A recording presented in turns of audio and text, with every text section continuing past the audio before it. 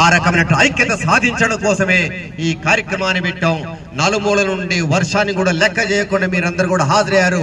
మీ అందరికీ పేరు పేరున ధన్యవాదాలు తెలియజేస్తూ, అలాగే నిన్న జిల్లా కలెక్టర్ గారికి మెసేజ్ పెట్టాం, అయ్యా మేము రేపు ధర్నా చేస్తున్నాం మీ ఆఫీస్ అంటే నాకు జ్వరం ఉన్నదని చెప్పని కలెక్టర్ గారు మెసేజ్ పెట్టారు. ఇప్పుడు ఏదో ముఖ్యమంత్రి గారు పిలుస్తున్నారు కాబట్టి నేను పోయినా అని చెప్పని చెప్తున్నాను.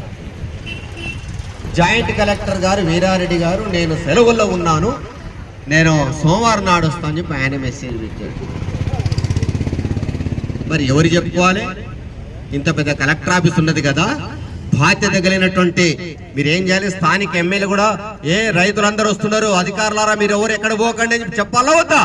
చెప్పాలి కదా. మరి ఎందుకు చెప్పట్లేదు? ఏంటి ఇంత నిర్లక్ష్యమా? రైతులంటే గోడ కత్కేసిపోదామా? దరఖాస్తుని గోడ కత్కేసిపోవాలా కలెక్టర్ ఆఫీస్ గోడకు? ఇంత దుర్మార్గమైనటువంటి ప్రభుత్వాన్ని మనం ఎన్నడూ కూడా చూడలేదు.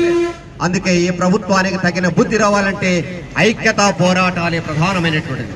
ఐక్యంగా పోరాడకుండా ఏ సమస్య కూడా పరిష్కారం కాదు, పోరాటమే పరిష్కారం. అందుకే పోరాడాలి.